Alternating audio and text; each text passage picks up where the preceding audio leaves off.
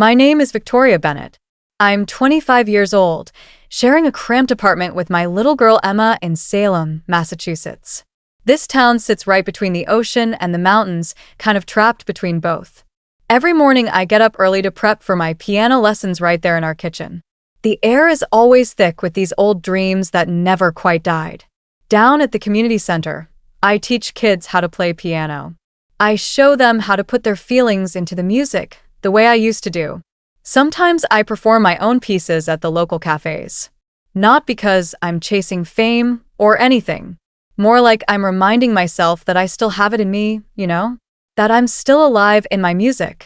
Emma comes running in one day, gripping this melody she scribbled down herself. For a 7-year-old, the chords are incredibly heavy with emotion. I get down on my knees and brush her dark curls back. Pride just fills me up completely. She has the same gift I have. The one my parents told me to kill a long time ago. You feel so much in your music, I whisper to her, my voice catching in my throat. Back when I was in high school, people used to call me too sensitive. Always lost in rhythms and melodies. My parents ran this heritage tour business, tied to their roots and culture. They looked at my passion for music like it was some dead-end hobby. Hobbies don't pay the bills, they'd say over and over. They were obsessed with keeping up their perfect image. Then at 19, my whole world just fell apart. A pregnancy test changed absolutely everything. I told them about it, expected them to explode with anger. Instead, I got this cold, heavy silence. You've disgraced us, they finally said, and that was it. They shut me out completely. I left home with nothing but a backpack, determined to build a life on my own for this baby. The one who deserved everything I could give her. Years went by. They came back into the picture eventually, saw my daughter for the first time, and just froze. Completely stunned. What is this? They stammered, faces going pale as ghosts. What do you think of Victoria's fight to rise above betrayal? Share your thoughts below, and subscribe for more stories about grit, truth, and spirits that refuse to break. That gloomy afternoon in Salem, I'm standing at the gate of the Bennett estate. My hands in my pocket, gripping that pregnancy test. 2 lines staring back at me. No way to deny what they meant. I walked up the path to the grand hall, my heels echoing with every step. Linda Bennett, my mother, was in the kitchen messing with brochures for their heritage tours. Her posture was perfect, like always. Albert Bennett, my father, sat in his study going through contracts. Everything was calm and controlled, like my entire world wasn't crumbling around me. Mom, I need to talk. It's serious. She looked up, her eyebrows pulling together. If this is about music school again, Victoria, just save it. I pulled in a deep breath. I'm pregnant. The brochure slipped right out of her hand. Silence settled over everything like a thick blanket. My father came out of his study, eyes narrowing like I'd just betrayed their entire empire. What? Are you serious right now? I nodded, barely able to get my voice out. It's Keith's baby. My father's rage started building slowly, like a storm gathering over the sound. That boy with no roots? No status? No prospects whatsoever? You're ruining everything we've built. I love him, and I want this child. Back then, I still trusted Keith. Thought we'd face it together if my parents turned their backs on us. Absolutely not. My mother stood up sharply. You think this makes you responsible? You'll become the town's laughingstock. My father turned toward the window, his voice going ice cold. You're no longer a Bennett. Choose this path and you're gone tonight. My core just shattered right there in the home I'd known my whole life. Dignity fracturing and falling to pieces on that floor. I had a few hours to pack whatever could fit in one bag. That night, I ended up on a bench near the school, phone shaking in my hand. I called Keith, thinking if he just said we'd manage together. I could endure anything. Victoria. Late call. What's going on? I have to see you. I'm pregnant. Long pause. Then this sigh. Are you sure? 3 tests confirm it. Victoria. Look, I can't be a parent right now. I got that scholarship to Portland starting next month. I can't pass this opportunity up. The world tilted sideways. And what about us? The baby? You're tough. You'll handle it. I'm sorry. Line went dead. The cold wind cut right through me, but the void inside stung way deeper. I stayed out all night, completely numb. Morning came with swollen eyes, dragging myself to school. Natalie Rivera, my friend from music club, spotted me right away. Victoria, what's wrong? I just collapsed, everything spilling out of me. She didn't judge me at all, just wrapped her arms around me tight. Stay with me as long as you need.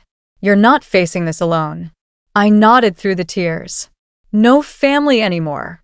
No partner. But Emma was already inside me, already pushing me to get up and rise. I moved into Natalie's spare room behind her garden cottage. She was the only person who didn't abandon me. The space was tight, just a bed, desk, and lamp. But it was a real haven, you know? During the days, I helped her with chores. Evenings, we practiced piano together. She gave me breathing room and made sure I finished school. My belly kept growing bigger. Whispers followed me down the hallways. I ignored every single one of them, stayed in the front row, stayed focused. At night, I researched music education, the dream I'd kept hidden for so long. Graduation got closer, and Emma was like a melon inside me by then. I walked into that graduation hall all swollen, coat loose over the stairs. But getting that diploma freed me in a way the Bennett luxury never could. A few weeks later, Emma arrived on this crisp summer day. The hospital was basic, fans whirring, antiseptic smell sharp in the air. But her cry made everything worthwhile. I named her Emma because it means clever guardian. I hoped she'd grow up resilient and never have to wait for anyone to save her. Those first years, I worked part-time at a local music shop. That's what kept us going. Mornings, I did babysitting. Evenings, I took online classes for my teaching certification. Natalie watched Emma on weekends while I pulled shifts at a cafe. Exhaustion hit me hard. I'd doze off mid-note sometimes while mixing orders. But I had purpose driving me forward. No plans. My actions finally mattered for once. When Emma hit 4 years old, I got my certification in hand. I actually cried right there on Natalie's porch. Not from pain this time. From triumph. I'd done it unbroken and alone. Got a job teaching piano at Salem's Community Center. Our old high school haunt, the place where Keith and I used to be. Now I bike Emma there and teach kids how to blend tones with real heart. Not just reading sight, but what stirs inside you. Right after that, Natalie sat me down for a talk. Apply for welfare now. Food stamps and aid. It'll bridge the gaps you can't fill yet. We filed everything that same day. The forms went on forever, but they were vital. Support kicked in pretty quick, easing the bills, letting me focus properly on my classes. There's no shame in seeking help. It's actually strength. Life steadied into something simple, yet mine. Several weeks later, on a cold summer day, I'm lying in Salem's hospital bed, gripping those rails as pain surged through me in waves. Emma arrived with this piercing cry, her tiny fists clenched up tight. Her weight grounded me in a way nothing else ever could. I held her wrapped in this thin blanket and felt this spark of purpose sharper than any fear I'd ever known. The nurses moved around briskly, voices becoming this blur. But her warmth against my chest drowned out all that sterile humming. Back at Natalie's cottage, reality hit fast and hard. Welfare checks from Massachusetts' aid program barely covered diapers and formula. I stretched every single dollar, calculating everything in this worn notebook. Rent, food, bus fare. Natalie cooked these big stews and split the portions to save mine for later. She cleaned while I rocked Emma to sleep each night. "You're not alone," she'd say while stirring soup. Her presence stayed steady whenever I faltered. Her help kept me enrolled in school, finishing those high school credits online between feedings. Days just blurred into pure survival mode. Mornings I babysat for a neighbor with Emma napping in a sling against me. Afternoons meant bakery shifts, kneading dough while my mind raced through bills, bottles, the future. Evenings I hunched over this borrowed laptop taking online piano certification courses. Notes scribbled in the margins everywhere. The screen's glow burned my eyes until they hurt. But each module I completed felt like one more step towards something solid and real. Emma grew bigger. Her giggles filled the cottage's tight corners with life. At 2 years old, she'd bang on Natalie's old keyboard, her small hands chasing sounds she heard in her head. I'd watch her, heart swelling up, teaching her simple scales whenever I could spare the time. "You've got rhythm," I'd whisper to her. Her joy eased the ache from those long nights. Natalie took weekend shifts watching her, so I could study uninterrupted. Her folk melodies drifted through the walls, blending perfectly with my lessons. Exhaustion clung to me like damp air that won't lift. Some nights I'd wake up to Emma's cries with panic spiking through me. Am I enough for her? My hands would shake while folding her tiny clothes. But those trusting eyes of hers pushed me forward every single time. I wasn't just surviving anymore. I was building something real for her. The Bennett name used to be my anchor once. Now it felt like this ghost haunting my drive. Albert and Linda's legacy of polished tours and cold expectations just lingered in the background. School ended eventually. Diploma earned in this quiet ceremony. No family showed up to the sparse crowd. I wore a loose dress hiding all the fatigue and walked across that stage completely alone. Pride flickered inside me, but the weight of what came next loomed heavy. Welfare forms kept piling up, each one a reminder of the reality I was living. Yet they kept us fed and housed. I'd stand in line at the community center with Emma on my hip, ignoring whispers from old classmates who saw me there. Certification classes demanded total focus. I studied music theory and pedagogy, my fingers tracing keys in my mind when no actual piano was nearby. Natalie's support never wavered once. She'd slip me coffee saying, "Keep going. You're so close now." Her belief fueled me whenever doubt started creeping in. I'd play lullabies for Emma, weaving these inspired chords together. Her sleepy smiles became my reward. By Emma's 3rd birthday, she'd toddle over to the keyboard and start mimicking my chords. Her instinct for melody absolutely stunned me. Like she'd inherited all that buried passion I used to have. I'd teach her a single note, watch her small fingers pressing carefully.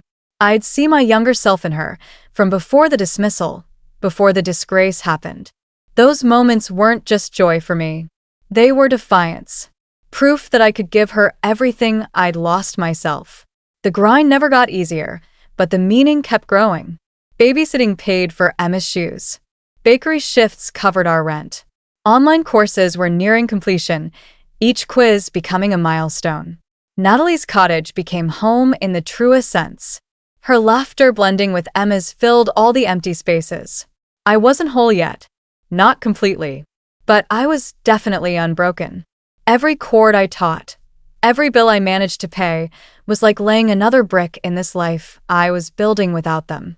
When Emma turned 4, I stood in our new apartment in Salem, clutching my freshly printed piano teaching certification like it was made of gold. The community center had actually hired me to lead children's music classes, a job that felt like a lifeline after years and years of scraping by on nothing. Our one-bedroom home was small but genuinely warm. Walls covered with sheet music I'd pinned up and Emma's crayon drawings of musical notes. Her first attempts at mimicking my scores.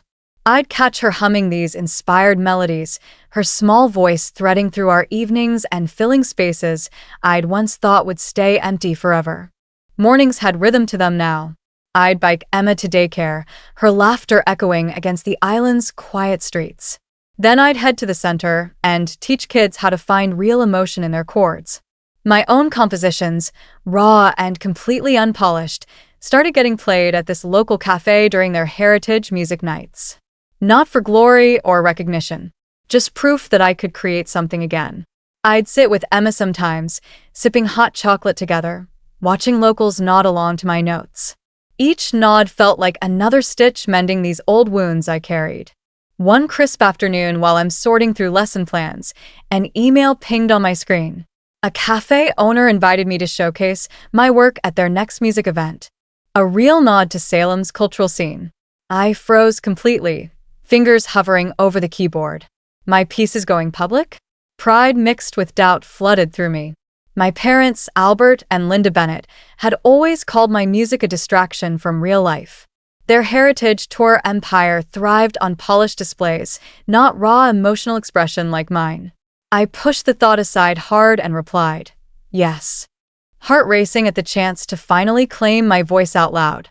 Later that same week, my phone buzzed. I stared at the screen in disbelief. Vincent Bennett, my younger brother. I hadn't heard his voice since I left home at 19 years old. Victoria, it's me. I'm graduating college soon. Tourism management just like Mom and Dad wanted. There's a party happening in Salem. I'd really love for you and Emma to come. His tone was cautious, not warm at all, like he was testing the waters to see if they'd hold. Why now? I asked, keeping my voice steady, but sharp as glass. Vincent paused for a long moment. They've been asking about you. They know about Emma now. I laughed. The sound was bitter, catching in my throat. Asking? After 7 years of complete silence, their regret feels pretty hollow. Tied to their image, not actually about me. He didn't push it any further. Just gave me the details. Venue, date, time. I hung up and stared at Emma's latest drawing. A swirl of musical notes in bright blue crayon. Her innocence deserved so much more than their sudden curiosity showing up out of nowhere. I paced around the apartment, feeling the weight of their absence pressing down heavy. My parents had built quite a name in Salem with their tours. Bookings filled by outsiders chasing Tlingit and Russian history stories. But they'd erased me completely to protect that precious name of theirs. Now, with Emma's laughter filling our home every day, I'd carved my own path anyway. Teaching, creating, surviving on my own terms. Their world of polished brochures felt distant and totally irrelevant. Yet Vincent's call stirred something in me. Not hope exactly. More like a need to actually face them. To show them what I'd become, without any help from them whatsoever. Natalie stopped by later, sensing my unease immediately. You don't owe them anything, she said in that firm folk singer's voice of hers. I nodded in agreement, but Emma's drawings kept pulling my gaze back. She deserved to know her roots, even if I had to guard her from their judgment. The showcase invite sat there unanswered on my laptop. A chance to stand tall and claim my space. Vincent's call lingered in my mind. Not a bridge between us. More like a challenge. I wasn't that girl they dismissed anymore. I'd built a real life for Emma and myself. Their regret, if it even existed, came way too late to matter now. The next afternoon, while I'm helping Emma with piano practice, I heard the mailbox clatter outside. Emma pressed down a key, her small fingers chasing a cord as I crossed our apartment to grab what turned out to be a single envelope. My name, Victoria Bennett, stared back at me in my father's sharp handwriting. Albert Bennett. A name I'd been trying so hard to forget. I tore it open, heart pounding hard in my chest. Found a letter folded around a check. The amount was generous enough to cover months of rent. But it felt exactly like a bribe, not any kind of real apology. The letter was brief and formal as hell. Albert wrote about regret, claiming he and my mother Linda had reflected on their choice to cast me out like garbage. We were wrong to prioritize image over family, he said, mentioning their heritage tour business. Now just a shadow in my mind. The words felt completely rehearsed. Like a pitch he'd give to potential clients, not a father reaching out to his daughter. I clutched that paper tight, anger flaring hot through me. 7 years of total silence. And this pathetic gesture was what they offered? The check couldn't erase all those nights I'd cried alone, building a life for Emma without a single shred of help from them. Mom, who sent that? Emma's voice broke through my spiral. Her curious eyes fixed right on me. She'd paused her playing, tilting her head to the side. Are they my grandparents? I froze completely. Her question sliced right through me. She'd seen old photos at Natalie's place, ones I couldn't bear to keep in our apartment. I knelt down beside her, forcing myself to smile. They're people from a long time ago, sweetheart. I'll tell you more about them when you're older, okay? Her nod was trusting, but her gaze lingered on my face. She could sense my unease clearly. I sat back down, letter still in hand. The weight of Vincent's call came resurfacing. My brother's voice had carried zero warmth, only duty and obligation. Now this check and letter arriving too late to mend anything they'd broken. Yet Emma's question stirred something deeper in me. She deserved to know where she came from, even if I had to shield her from their rejection and judgment. I wouldn't go for Albert or Linda's sake. Not for their hollow words written on expensive paper. I'd go for Emma. To show her that we were enough just as we are. That our life stood strong and solid without needing their name attached to it. Natalie arrived that evening, her folk singer's braid swinging as she dropped onto our couch. I showed her the letter and the check. Her eyes narrowed immediately. It's not about the money, Victoria. It's about control. Don't let them pull you back into their world. I nodded, feeling my resolve hardening like steel. I'm not going for them. It's for Emma. To face them on my own terms this time. Natalie's smile turned fierce. Then we'll make you absolutely untouchable. Let's get you ready for this. We planned everything over coffee, picking an outfit that spoke of real strength, not begging for their approval. A simple dress. My hair worn loose.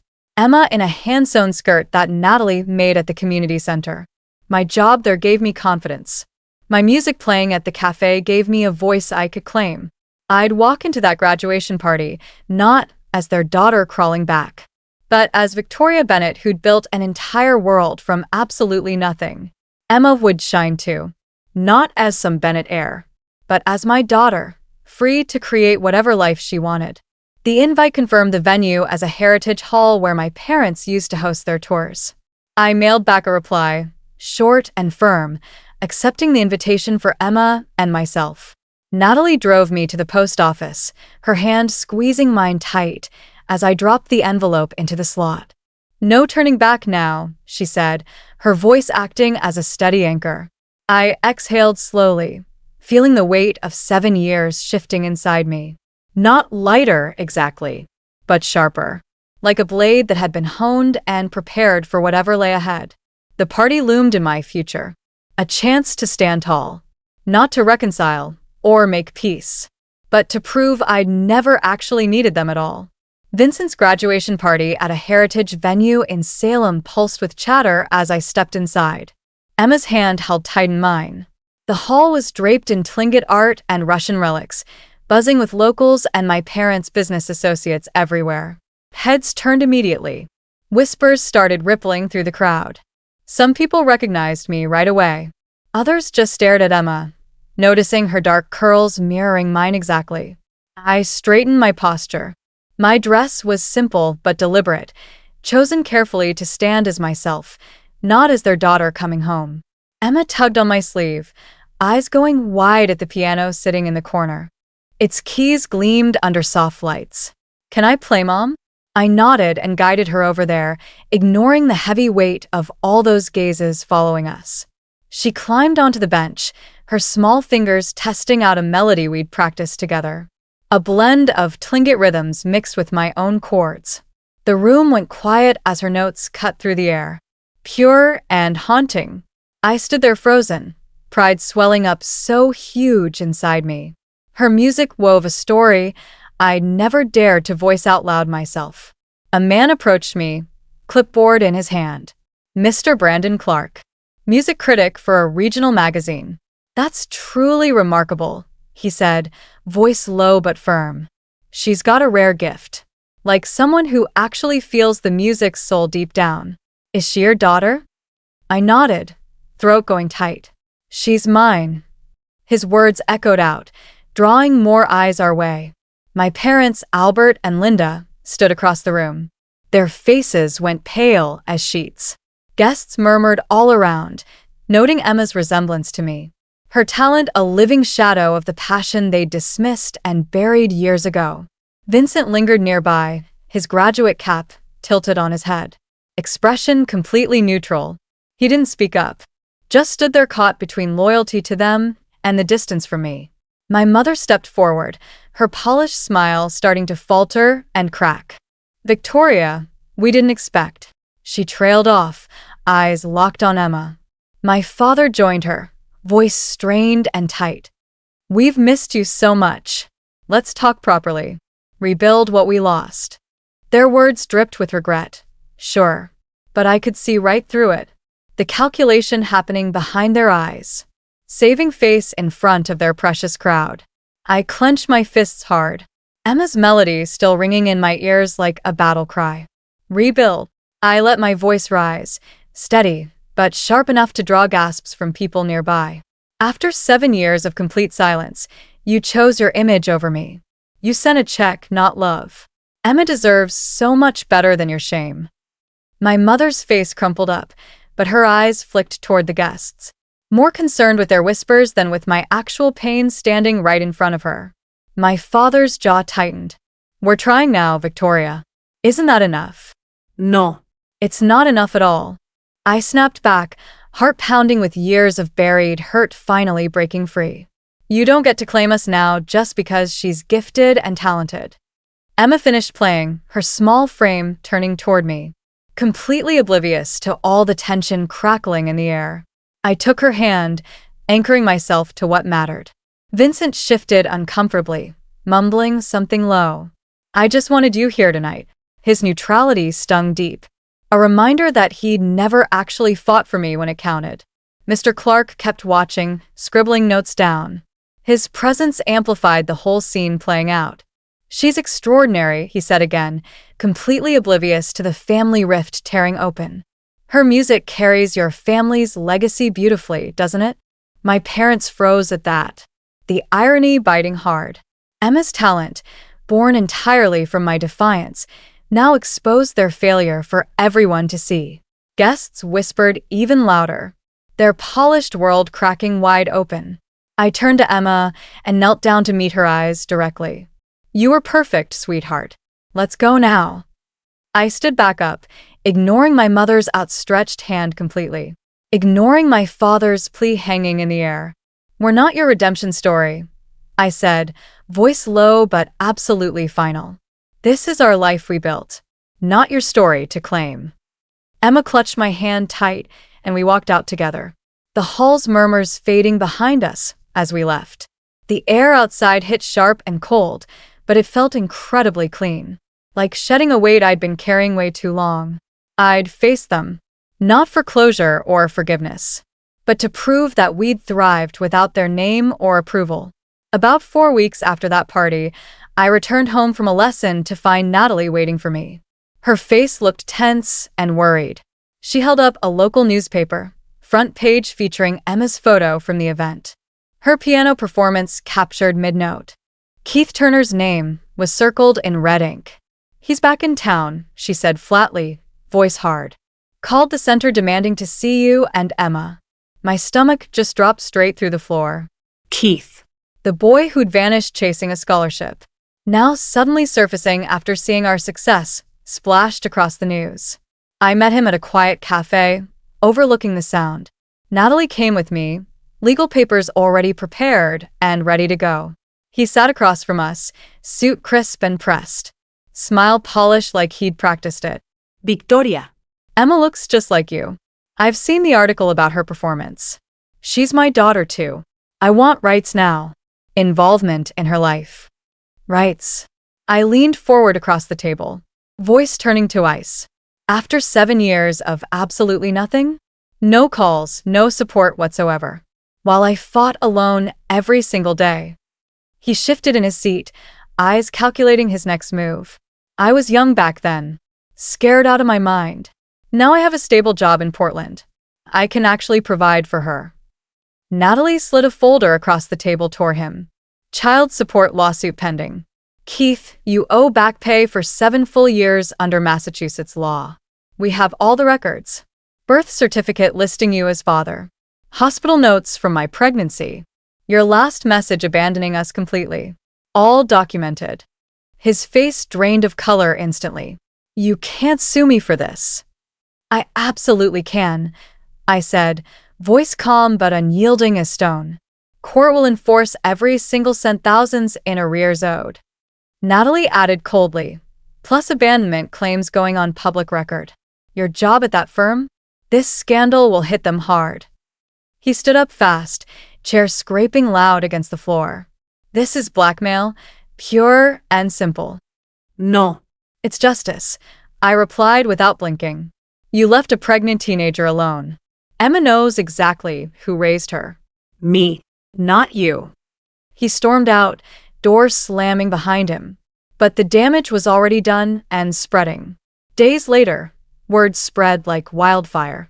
Salem's small-town gossip flew faster than wind over the water. My parents' tourism business started crumbling apart. Bookings got canceled after whispers about the party confrontation reached their clients. Albert and Linda's polished heritage tours, once packed full of outsiders seeking Tlingit stories, now sat completely empty. Online reviews slammed their family hypocrisy without mercy. Revenue dropped 32% in just a few weeks. Linda called me once, voice breaking up with emotion. The business is dying, Victoria. Please stop the talk spreading around town. I hung up on her. Your own choices did this. Not me. Keith's scandal hit even harder than theirs. His Portland employer fired him right after the lawsuit got filed publicly. Abandonment exposed in local news for everyone to read. No references for future jobs. Career completely stalled out. He texted me threats trying to intimidate me, but Natalie's lawyer shut them down fast and hard. We blocked him everywhere possible. Emma never knew any of the details happening behind the scenes. I shielded her from all of it, focusing entirely on our lessons together. Her music kept growing stronger and more beautiful. I cut ties with my parents completely. No calls accepted. No visits allowed. No check ever cashed. The Bennett name stayed buried where it belonged. Vincent stopped reaching out too. His neutrality turned into final silence. Natalie became my real family. Her support absolutely unbreakable through everything.